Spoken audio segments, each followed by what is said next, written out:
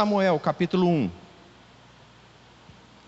Antigo Testamento, 1 Samuel, capítulo 1.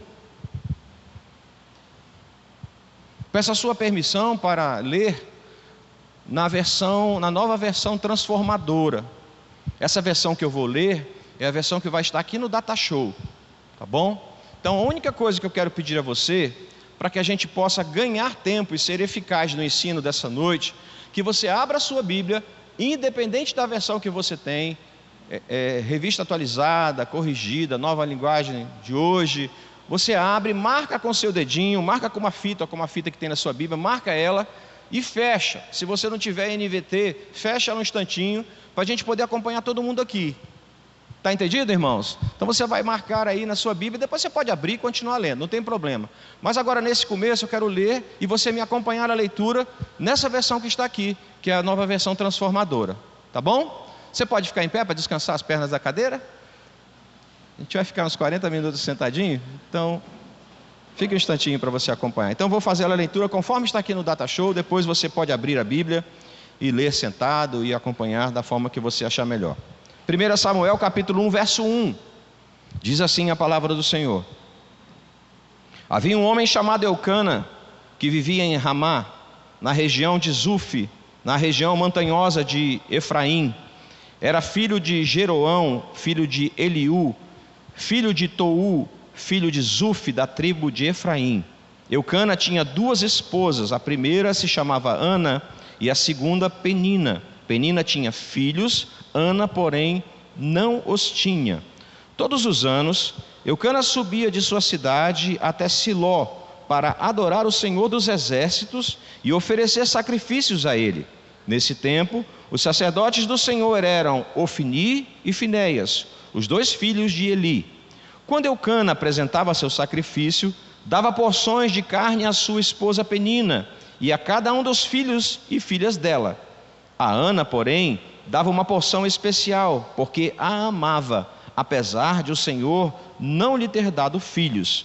E a rival a provocava e zombava dela, porque o Senhor não lhe tinha dado filhos. Todos os anos era a mesma coisa. Penina provocava a Ana quando iam à casa do Senhor, e a cada vez Ana chorava muito e ficava sem comer. Ana, por que você chora? Perguntava Eucana a seu marido. Por que não come? Por que está tão triste? Será que eu não sou melhor para você do que 10 filhos?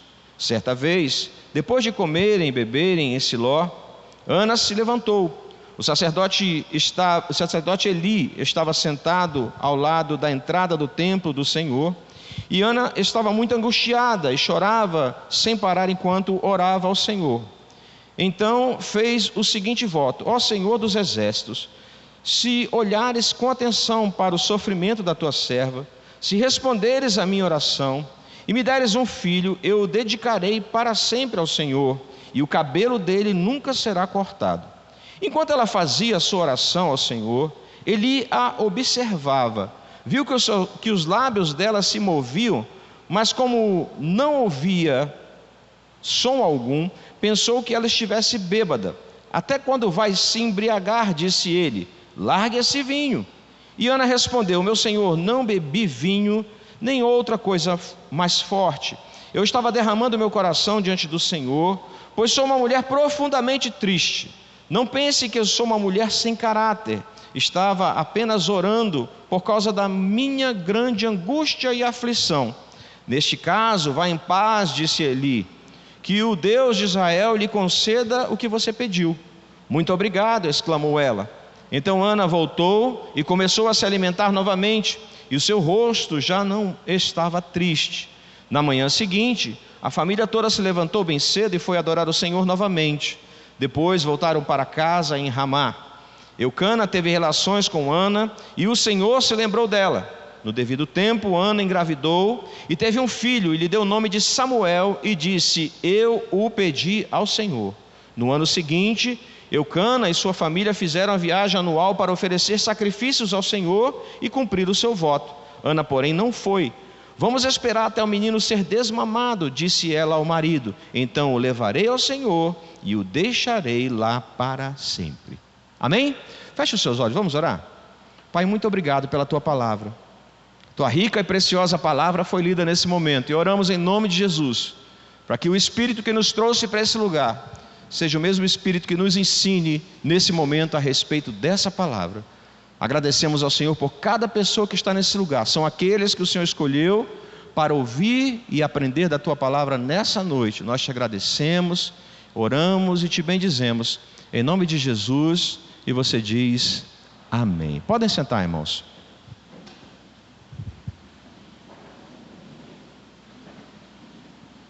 Se você tem algum tempo de vida cristã, já deve ter escutado essa história. Por isso eu fiz questão de ler nessa versão bem fácil de entender, para a gente fazer um rápido resumo aqui dessa história, contar para ela de uma forma bem atual, aquilo que nós lemos aqui em 1 Samuel. O texto que eu li para você, tendo muito tempo ou pouco tempo de crente, diz o seguinte: existia um homem chamado Eucana, e esse homem tinha um temor, uma devoção ao Senhor, um compromisso com Deus. E um homem zeloso com relação a isso, ao Deus que ele servia, procurava seguir esses preceitos diante do Senhor de uma forma precisa, eficaz, comprometida. Abra um parênteses aqui para ressaltar o fato de Eucana ter 2 mulheres. Nas Escrituras existem várias situações em que homens têm mais de uma mulher. Porém, não é o preceito bíblico de que Deus institua uma poligamia. Não é da parte de Deus uma orientação como essa.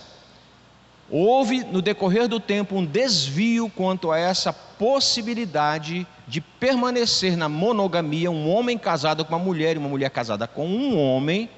E por conta disso, por causa de um preceito de peregrinar uma geração, se tornou prática no meio do povo judeu ter mais de uma mulher. Porém, se você tem uma, já sabe o problema que é.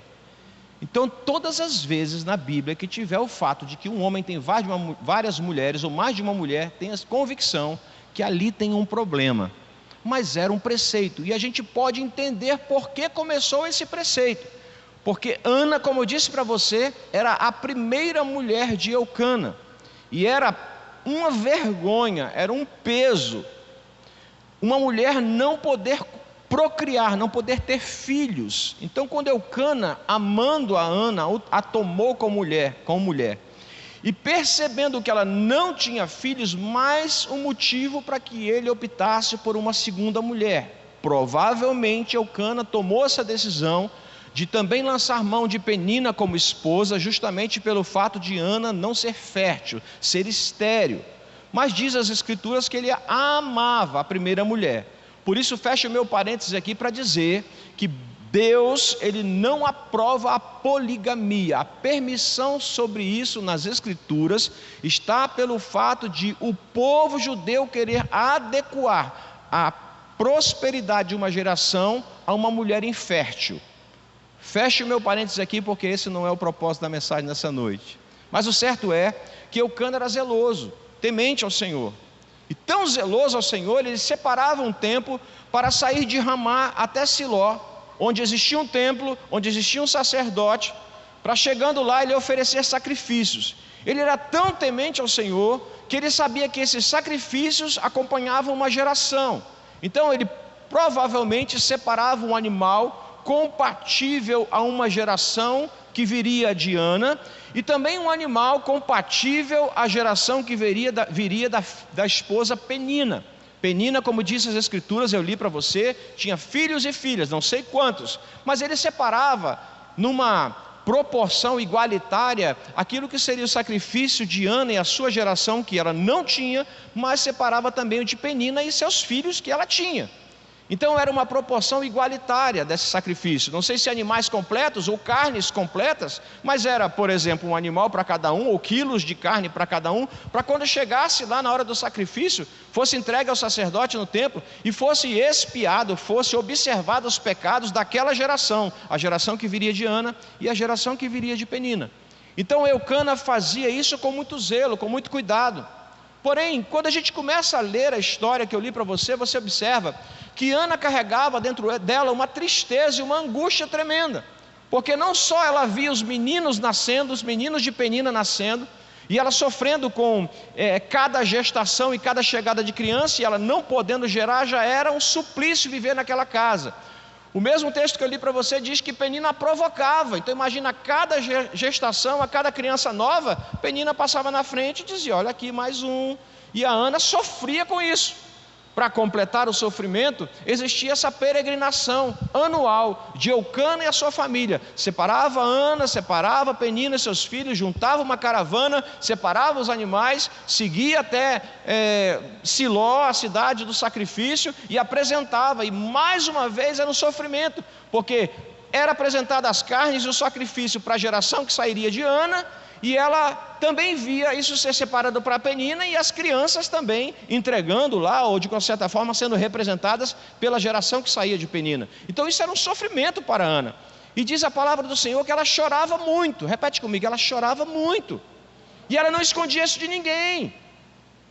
Tanto ela não escondia de ninguém, que o esposo dela um dia disse: olha, eu não sei por que você sofre tanto, eu não sei por que você chora tanto. Será que eu não sou melhor do que 10 filhos? Eu te amo muito, eu te dou tudo o que você precisa, eu estou com você, eu sou carinhoso com você. Agora você que é mamãe aqui, que tem filhos, sabe, amor de esposo é amor de esposo.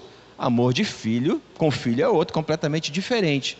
Ana praticamente deveria virar para ele e dizer: meu bem, você me ama, tudo bem, eu sei que eu sou bem tratado por você, mas eu quero amor de filho, eu quero amar um filho, eu quero ser amada por um filho. Falta isso em mim. Isso trazia angústia, trazia sofrimento, trazia tristeza, trazia choro para ela. E ela não escondia isso de ninguém. Quando a gente passa aqui para o versículo 9, diz que certa vez aconteceu algo diferente. Então, depois de muito choro, depois de muita angústia, depois de muita lágrima, depois de muito sofrimento, certo dia, houve uma viagem como essa. E eu posso perceber nesse versículo que fala dessa viagem, que é o versículo 9, que eles desceram do mesmo jeito. Ana com a sua angústia, com o seu sofrimento, esperando o momento de chegar na frente do templo e ver, mais uma vez, Eucana entregando o animal e dizendo: olha, esse aqui é da geração dessa minha esposa, e ela sozinha, sem filhos. E esse aqui é um animal referente à geração que vem dessa outra, e um monte de menino. Então, mais uma vez, está sendo uma descida da mesma viagem, da mesma tristeza, da mesma angústia, da mesma decepção, do mesmo choro. Mas nesse versículo, do versículo 9, é interessante porque esse sacrifício provavelmente já teria acontecido. Eles já tinham passado por esse momento, o momento da entrega do animal, a entrega lá no templo. O sacerdote já tinha pego essas carnes, já tinha pego esse animal. E diz que eles estavam já comendo e festejando a viagem, a ida lá. E a Ana está novamente não comendo, entristecida, amargurada por uma viagem que marca a vida dela e que ela não consegue esquecer do sofrimento e da angústia que ela passa.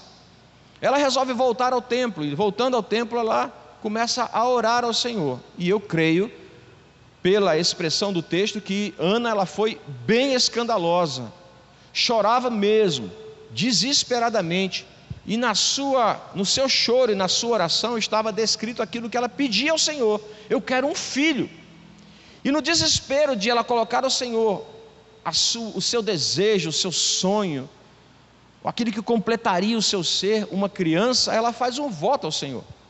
Esse voto, ela diz: olha, Senhor, se o Senhor me conceder, der chance à tua serva de ter uma criança, eu vou entregar, vou dedicar, eu vou retornar essa criança ao Senhor. E, sendo um menino, não passará navalha sobre a sua cabeça.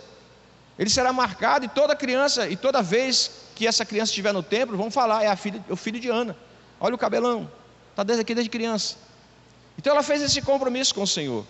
Eli, o sacerdote, que não era sacerdote de ofício, eu costumo dizer que era o sacerdote por licença, porque diz as escrituras que Eli era muito pesado, muito gordo, então ele estava fora dos ofícios sacerdotais, e seus filhos, Ofni e Finese, que eram sacerdotes nesse tempo, mas ele está sentado na porta do templo, observando, e vê aquela mulher entrar, se jogar ao chão, começar a chorar, balbuciar palavras, mas sem sair algum som, e a tem por bêbada. Aproxima-se dela, chama a atenção dela: você não tem vergonha entrar no templo bêbada? Não respeita o lugar, não respeita o ambiente, não respeita a situação, não me respeita. Ele estava chamando a atenção dela. E ela vira para Eli e dá uma resposta que eu queria que você entendesse.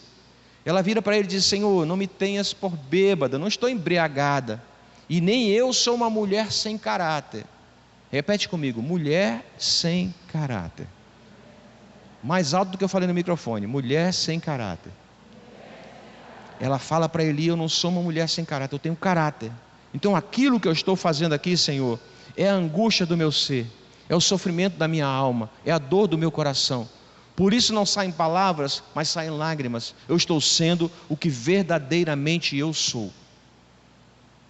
Falando isso, o Eli, que não sabia o resultado, o pedido da oração, ele fala: olha, eu te abençoo, vá, porque num clamor como esse, num derramar desse, na evidência, na certeza, no testemunho do que eu estou vendo em você, Deus lhe conceda e lhe dê a resposta. Ele não sabia do que se tratava, não sabia que era de uma criança, não sabia que o enredo daquela oração era um pedido de maternidade. Ele não sabia, mas ele abençoa para que Ana vá.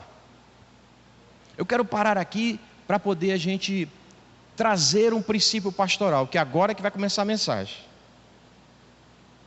Porque, irmãos, uma coisa que a gente precisa ser chacoalhado, ter um alerta na nossa vida, é justamente sobre a realidade de quem nós somos. E a proposta da minha palavra aqui por alguns minutos é: que pessoa você é? Você é essa pessoa ou você é uma personagem? Essa é a proposta da minha palavra para compartilhar com você nessa noite. Porque muitas vezes, irmãos, nós estamos vivendo uma personagem que mascara aquilo que realmente nós deveríamos ser diante de Deus. E o desenvolvimento de uma personagem pode nos trazer muita tristeza, muito sofrimento, maior do que se você e eu fôssemos nós mesmos.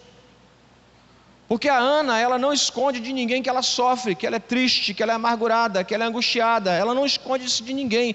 Todas as pessoas que conheciam Ana lá em Ramá, que passavam, diziam: lá está ela novamente triste, lá está ela mais uma vez chorando. As pessoas já sabiam dizer, porque não tem filhos. Ela não escondia isso de ninguém. E essa que é a grande questão. Às vezes desenvolvemos uma personagem dentro de nós que esconde aquilo que realmente nós estamos sentindo. Isso está errado. Isso vai fazer com que nós não sejamos ajudados na proporção que a gente precisa. A gente é acostumado a ver filmes, novelas, livros em que se expressa a vida de um personagem e que às vezes é o personagem do personagem. Então o ator, ele é contratado para desenvolver um personagem. Dentro desse enredo, dessa história, ele desenvolve um personagem. Então ele diz que ele é rico, mas não é rico. Ele é feliz, mas não é feliz. Ele tem um relacionamento bom, mas não tem um relacionamento bom. Ou às vezes diz que é pobre, mas às vezes está escondendo uma riqueza. Então é um personagem dentro do personagem. E na vida cristã nós precisamos entender e aplicar na nossa vida que é melhor nós vivemos quem nós somos, com as nossas fraquezas, com nossos limites, com as nossas sensibilidades, e expor aquilo que nós somos, para que sejamos ajudados. Porque se for um desenvolvimento de uma personagem, nunca será ajudado, nunca será contribuído de ninguém, não vai ter contribuição nenhuma de ninguém, corrigindo. Então se a pessoa vive um personagem, por exemplo, a pessoa que vive uma vida financeira que ela não tem, você olha para ela, está tudo bem, tudo maravilhoso, né? Então ela vive aquilo que ela não é. E aí você se surpreende quando por acaso você fica sabendo que a pessoa está passando dificuldades. Aí você olha, mas como? Era uma personagem. E aí precisava de ajuda em muitas áreas. Mas essa pessoa, como vivia e desenvolvia uma personagem, quando você fica sabendo do que realmente ela é surpreendente, até difícil de começar. E eu penso Deus do mesmo jeito.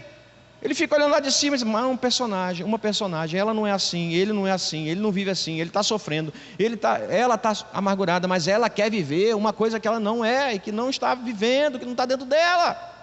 Isso é uma personagem, é um perigo, irmãos. Então Ana, ela é a evidência daquilo que ela estava vivendo. E você pode observar que no momento que ela ora, e que o sacerdote impõe as mãos sobre ela, ou diz: olha, a sua oração será respondida, é uma mulher que volta com outro ânimo, ela volta diferente, ela volta feliz. Diz o versículo, ela volta e come. Então aqui, irmãos, a amargura, o sofrimento, a tristeza, fazia dela uma pessoa que definhava a cada dia. Mas no momento em que ela entendeu que ela, sendo autêntica, sendo verdadeira, sendo o que ela escutou uma palavra de Deus, houve um conserto da vida dela de dentro para fora. O menino não veio, mas eu sei que a esperança foi gerada em mim. Talvez você esteja guardando coisas dentro de você, que na hora que você mostrar para as pessoas, que você mostrar para Deus, que você se derramar, a sua oração será respondida. Diga amém. Amém. Mas se você está num personagem, como Deus vai agir se você não está sendo autêntico, se você não está sendo quem você realmente é, mostrando que realmente você precisa, carece da ajuda de Deus, de um compromisso com Deus? Então quando ela volta diferente, ela come, ela está feliz. E mais ainda, eu quero que você leia o comecinho, por favor, do versículo 19. Você pode ler comigo o comecinho do verso 19, que está aqui no Data Show? Quero que você leia bem forte comigo, somente o comecinho. O que está escrito aí no verso 19? Mais uma vez, por favor, eu estou ministrando essa palavra ao seu coração agora, nessa hora, nesse momento, nessa noite, para que você passe a noite refletindo, se não é a hora de encerrar a atuação do personagem, e amanhã, na manhã seguinte, você começar a viver aquilo que você realmente é, e começa a receber aquilo que Deus tem para te entregar. Porque às vezes é difícil, irmãos. Me surpreendo às vezes com algumas pessoas que dizem que estão passando de situação difícil e eu não entendo. Desenvolvendo um personagem que está enganando a si próprio e as outras pessoas. A gente aconselha inúmeros casais no casamento. Eu já fiz mais de 100 e poucos casamentos. Que eu me lembro, eu acho que eu só casei dois casais sem aconselhamento. A grande maioria a gente aconselha antes. 1, 2, 3, 4 vezes a gente conversa com a pessoa, com o noivo e a noiva, colocamos na frente, colocamos, falamos, expressamos, observamos, compartilha com a pastora Kátia, e aí na outro encontro a gente faz diferente, separa, fala junto, fala para ele, a gente faz tudo quanto é sabatina. Que eu me lembre, talvez 2 vezes eu fiz um casamento que eu não tenha tido isso, que eu me lembre. Eu acho que eu já fiz até para casamento dos outros, nós fizemos um aconselhamento e outro pastor que casou, eu já fiz isso. Mas quando a gente está nessa situação de aconselhamento, irmãos, a gente percebe claramente que ali está uma personagem, um homem que não é o que ele é, uma mulher que não é o que ela é. E a gente fala várias vezes, pressiona para que a pessoa solte aquilo que ela é. E aí ele olha para ela e diz, ela é muito mansa, ela é muito tranquila, a expressão da paz. E a gente está vendo que uma hora ou outra vai ter um botão que vai estourar tudo. Uma personagem. E aí quando envereda para o casamento, quando entra pelo tempo do casamento, aí sim se revela quem realmente a pessoa é. O personagem deixa de existir, e aquele que está casado se assusta. Mas não foi você que eu casei. Às vezes tem uma frase que se escuta que se diz assim, eu não conhecia essa pessoa, eu estou desconhecendo essa pessoa. Por quê? Porque em muito tempo da vida dessa pessoa, que você conhecia, ou você mesmo, é uma personagem e não é você. Então essa palavra, irmãos, é pastoral para cada um de nós, porque em alguns momentos, irmãos, as nossas ajudas, as nossas respostas de oração, o nosso auxílio como igreja do Senhor, ele esteja retido, esteja paralisado, esteja congelado, porque você e eu não estamos sendo aquilo que realmente nós somos, estamos desenvolvendo uma personagem. Isso é um perigo. Então, se somos o que somos, se somos iracundos, perdemos a paciência, sou daquele que esquenta a cabeça rápido, revele-se quem você é, para que a gente possa ajudar, para que Deus possa intervir na sua vida. Mas se você fica tirando uma de mansinho e de repente estoura, todo mundo que está ao seu redor, com certeza vai se surpreender.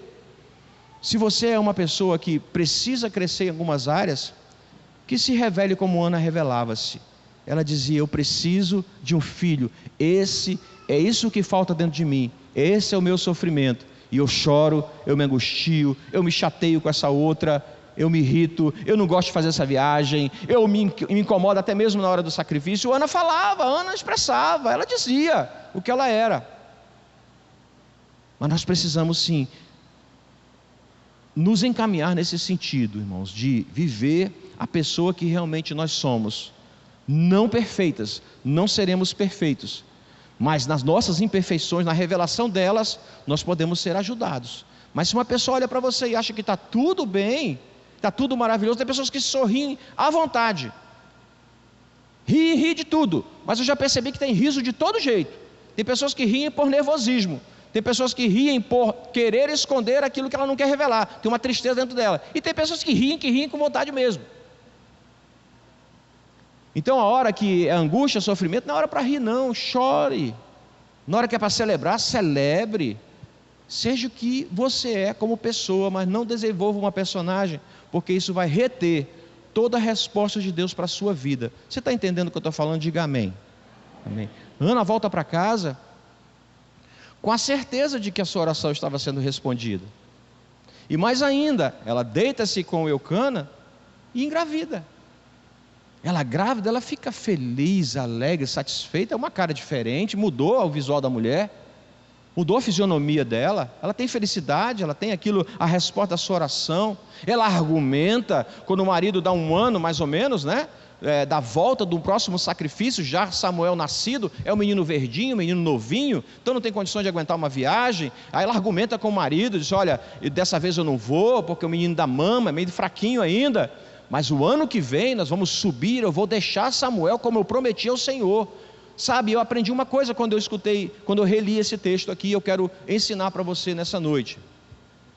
Personagens não cumprem palavra com o Senhor. Personagens não cumprem palavra com ninguém. Pessoas que vivem aquilo que elas são, elas dizem eu vou e eu vou.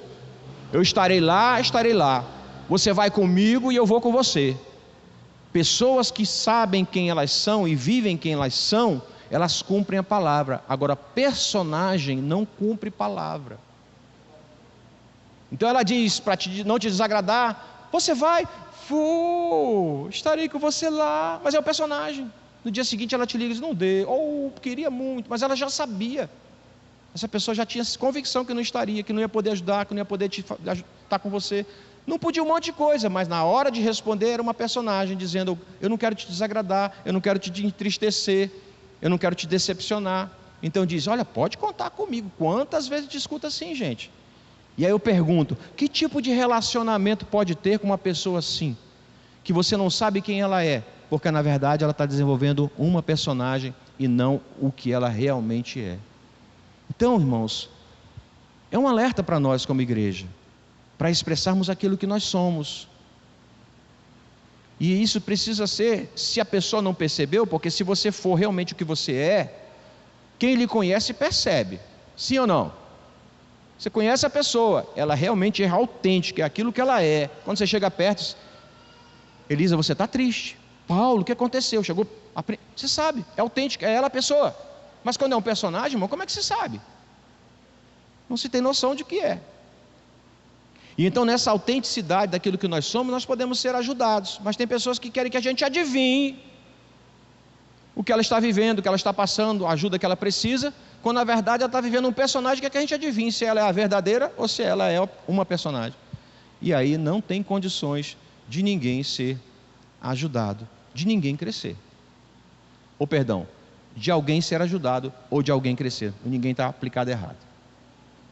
Mas então é um alerta para nós como igreja, irmãos, de vivermos aquilo que nós somos, a pessoa que nós somos, e expressar a verdade daquilo que nós somos, para que possamos avançar e crescer, como igreja do Senhor, como mulher, como homem, como esposo, como esposa, como filho, como pai, como amigo, como irmão em Cristo, viver aquilo que realmente nós somos, que às vezes pode até incomodar, mas é a autenticidade daquilo que ela é, você vai poder lidar com ela, você vai poder falar, isso me magoou, eu não gostei. Mas se é uma pessoa que vive uma personagem, irmãos, não tem como isso seguir adiante. Nenhuma oração será respondida por uma pessoa que não vive aquilo que ela realmente é e não expressa ao Senhor aquilo que realmente ela carece de Deus. E é uma hora da gente refletir e orar pela nossa própria vida, porque às vezes estamos tendo personagem até de ser crente. A personagem crente de domingo. Vou vestir esse personagem, você.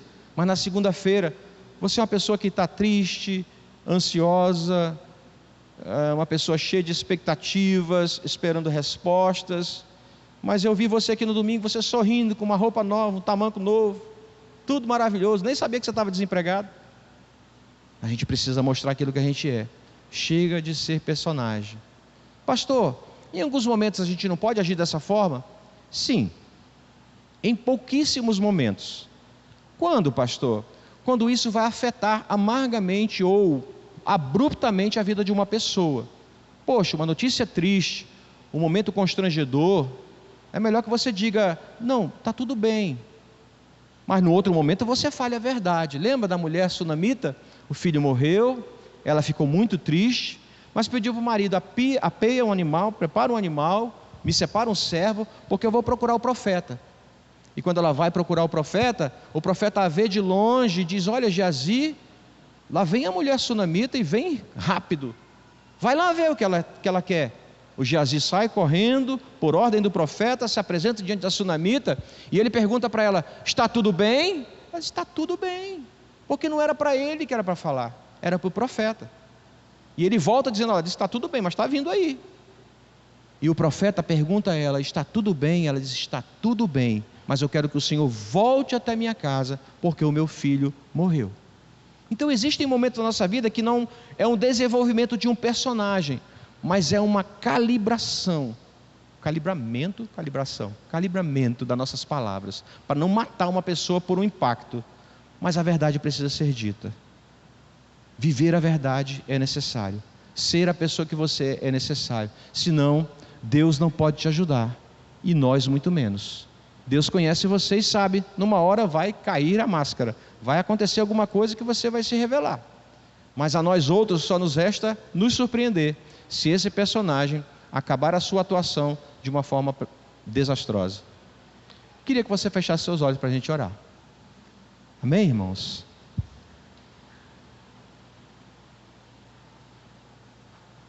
Essa pessoa é você ou é uma personagem? É o que eu quero compartilhar com você e você leve no seu coração para a sua casa, para você refletir. O texto diz, na manhã seguinte, a Ana voltou para casa com outro semblante, com outra esperança, e tudo mudou porque ela continuou sendo aquilo que ela era. Era uma mulher triste, angustiada, mas foi ouvida pelo Senhor, e agora ela tem alegria. Ela não estava fantasiando, mas ela tinha uma expectativa. Escute o que eu estou lhe falando, pessoas de caráter, elas não têm medo de mostrar aquilo que elas são, as suas fraquezas, porque mostrando isso elas vão crescer, elas vão ser melhoradas, vão ser aperfeiçoadas. Mas um personagem nunca é aperfeiçoado, só muda de atuação para atuação. Deus quer ouvir a sua oração, Deus conhece as suas carências, as suas necessidades, Ele quer agir na sua vida, mas você precisa dizer quem você é. Como Jacó, que foi questionado pelo anjo e pressionado por ele, dizendo, qual é o teu nome, de onde você vem, que origem é a tua? E ele, pressionado, relutava em dizer. Talvez nós estejamos da mesma forma, querendo esconder aquilo que nós somos, vivendo um personagem que vai de uma hora para outra nos trair, sem a ajuda de Deus e sem a ajuda das pessoas. Somos igreja, somos povo de Deus, somos alcançados por aquele que nos amou. Em nome de Jesus, viva o que você é, mas não desenvolva um personagem, porque essa personagem está te traindo. Uma hora ou outra tudo vai se desfazer, a cena vai acabar e só vai ficar você. Você pode ficar em pé para nós orarmos? Em nome de Jesus. Oh Deus, eu queria que você orasse pela sua vida, não orasse por outra pessoa a não ser você. Antes de você orar, eu queria somente fazer mais um alerta. Às vezes, as pessoas desenvolvem uma personagem por um mal dos mais danosos para a vida humana, que é o orgulho.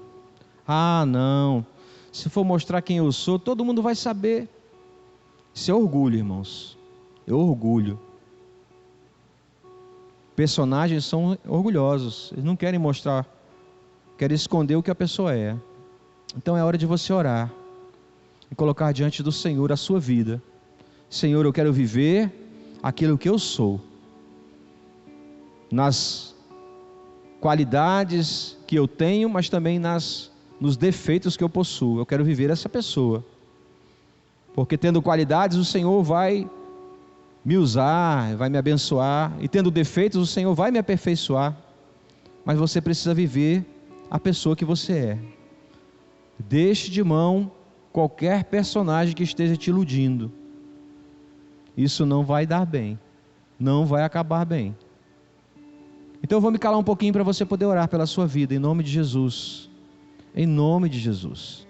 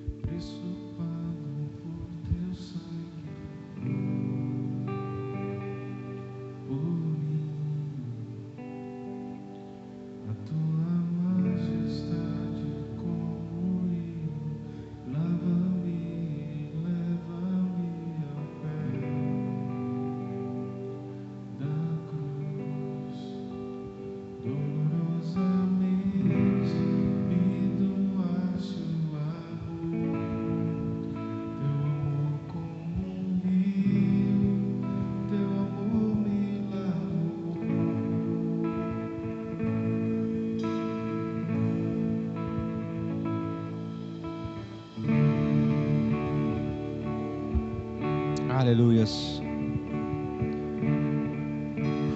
Aleluias. Vamos orar, irmãos. Senhor, em nome de Jesus, eu estou colocando aqui a tua igreja nesse lugar. Cada pessoa que está aqui, Senhor, nessa noite. Ó Senhor, que essa palavra compartilhada aqui seja um alerta para nós.